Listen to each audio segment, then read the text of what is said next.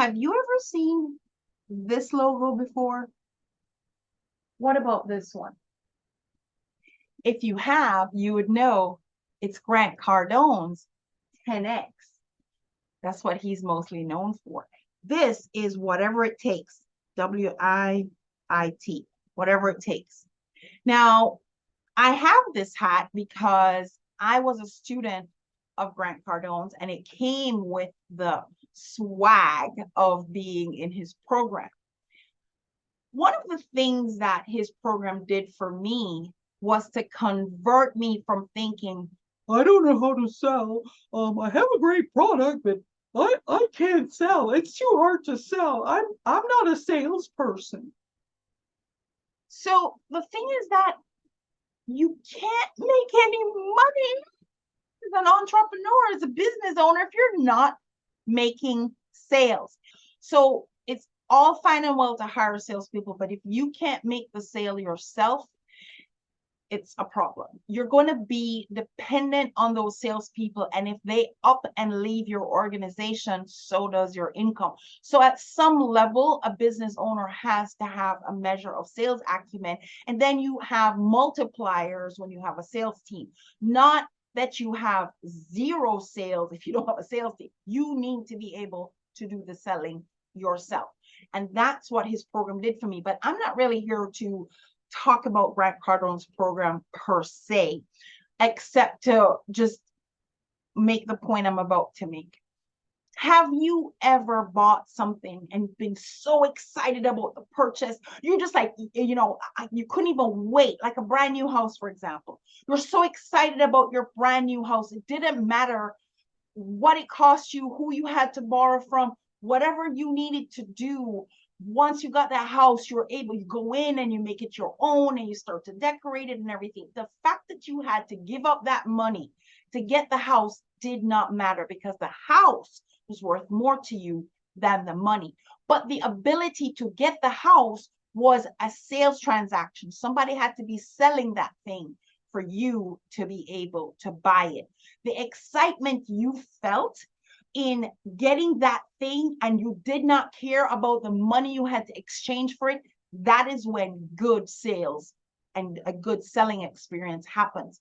And that is the thing that I had to learn, because it's all fine and well you have a great product or a service, but for that product or service to connect with the buyer is a sales transaction.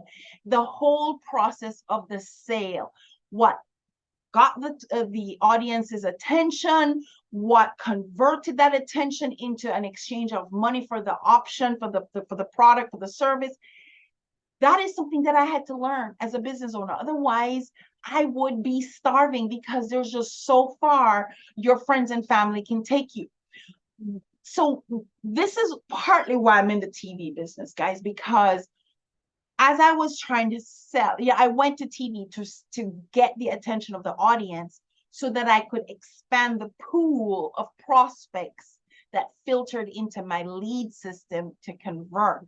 When I went to TV, I just loved the TV space so much. And then I realized that there were other people like me who were realizing that they too needed to get their prospect bucket filled. And so I realized that this was an opportunity for me to serve you. But guess what? There's still sales involved in this process. You have got to get to the point where, whether you're an author of a book, you're a coach of an amazing transformation, you're a business owner offering products or whatever, you have got to have a sales experience. And the whole thing that is handling sales starts with getting the attention of the prospect. Getting the attention of the prospect is where TV is part of the process. Now, I realized very quickly that when people come to TV for the same reason I went to TV, they weren't just coming to TV to be able to say, I was on TV. There's a little bit of that, but ultimately they were willing to do what they needed to do to get the attention of a brand new pool of people who could filter in to their sales funnel. I just did a video talking with a funnel hacker, and go see that show. You know, I don't know about you, but I have been driving in areas that, you know, I've never been to before. And, you know, I have my GPS set and I want to stay on track based on the GPS. But then I realize, oh my gosh, I'm running out of gas, or oh my gosh, I'm hungry. And I don't really want to change my GPS because I know I want to go where I'm going. So what am I doing? I'm looking out for the businesses that offer what I'm looking for along the way. Along the way, I'm hoping to see that gas station. I'm hoping to see that, you know, McDonald's or whatever along the way. The thing is that if they're not in my purview, if I can't see them as I'm on this journey, I won't know they're there, and I'll be running out of gas and starting to panic. So knowing that they exist, if I know, hey, I'm going to see a gas station down the road, then I'm going to be good. And that's what TV is going to do for a lot of you, because people aren't even aware you exist. So they're looking for stuff, and there are many people who offer the services you offer, sell the products you sell, but you might be in their direction. You might be on the corner, just one block over on the corner. You might be, you know, if they want to support, you know, Black businesses, you might be that. If they want to only buy from men or only buy from women, or, you know, they want to buy it locally, they don't want to buy it from an online store. Until they know that you exist and that you are offering what they're offering, you're not even an option. You are not even an option. So you do need to fill your pipeline with people being aware. It starts with the awareness. Why do you think there's still Coca-Cola and Pepsi billboards everywhere we go? You think, oh, everybody knows Coca-Cola, everybody knows Pepsi, everybody knows Starbucks, everybody knows. Yes, but guess what? They still need to do that to stay top of mind, because it's so easy that with all these new businesses coming in every day, that something else becomes your favorite, and then you stop buying those things. How many of you have become health conscious and stopped buying Coca-Cola products because you became health conscious? So in other words, although everybody knows Coca-Cola, Coca-Cola is competing for your dollars because your attention has been shifted to the healthier products. And that's why we always have to keep that pipeline full. We always have to create that awareness for our offers so that we become an option for that sales process to happen. So my services are at the front end of your sales process. We're at the front end of your sales process. And what we've done is at PSI TV is we've stacked that value. So when you come to TV, when you come to PSI TV, I can't speak on the television stations. I don't even if you'll even know the people at the television stations, but you know me. The point is, I'm stacking that value because when someone comes to PSI TV, so that they can get in front of this brand new audience, we stack it even more because we share your content on multiple platforms. We strip the audio out of that video interview, which not only appears on 3 television platforms, but we push it to other places like our mobile app, like our social media pages, like YouTube, to podcast platforms, 6 of them in particular, so that your one spend goes very, very far. In addition, if you put the show, your own interview, on your website, we extend the 90 days that we promise your show will be up for the lifetime of your having your own show. I'm not asking you to send them any other show but yours, putting your show on your website. And as long as your show remains active on your website and we're still in business, we're going to leave your show up.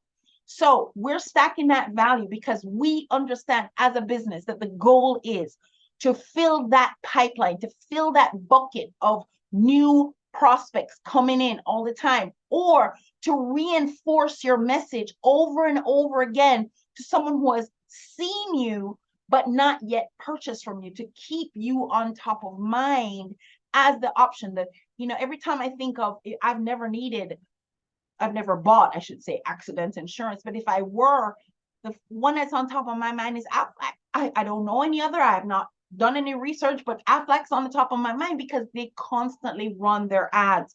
I'm aware that they exist. I'm aware of what they do. And should I ever need it, yes, I might do some research to see if that's my most optimized option. Maybe someone's cheaper, someone's whatever, but it's top of mind. That's where I go first. And that's what you need to be doing.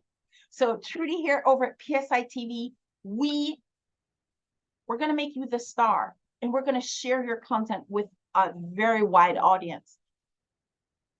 If you're a content maker though, you can, if you can YouTube, you can TV. So you too can have your own Netflix-like TV channel on Roku, Amazon Fire, Vita, and we also create channels for Apple TV. Each one has its own dynamic, its own expenses, but we're able to build that for you. I can't believe that at 57 plus years old, I'm an app developer. Can you believe that? Yes, I am.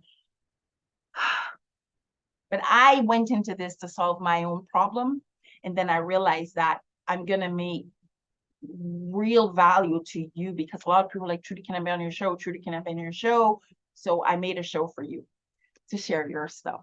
So PSI TV is here for you guys to help you fill your pipeline with prospects. Let them know you exist. Remind them that you exist so that you can make the sales process happen. Okay? I'm easy to find, and I do look forward to connecting with you.